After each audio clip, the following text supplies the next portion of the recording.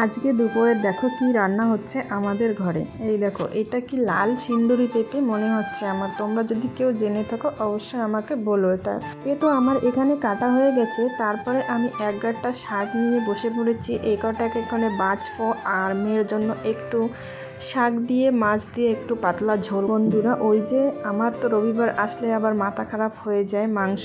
আমি তো এই দিনটার জন্যই অপেক্ষা করি, তোমরা তো জানো। শেষমেশ এখানে এই দেখো মিষ্টুর পাপা এখানে মাংসটা চড়াই দিয়ে, ওই যে আমার সোনা পাখিটা মাংস খায় না, তার জন্য এক পিস মাছ নিয়ে এখানে রান্না করব শাক দিয়ে।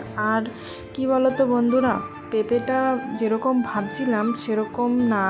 আমি তো জানি না যে সিন্দুরি পেঁপে এত টেস্টি থাকে। খেয়ে তো আমার একদম শান্তি লাগছে যে এমনি পেঁপের থেকে সিন্দুরি পেঁপে অনেক টেস্টি। তো তোমরাও খেয়ে দেখতে পারো, জানি না কেউ কেউ হয়তো খেয়েছো।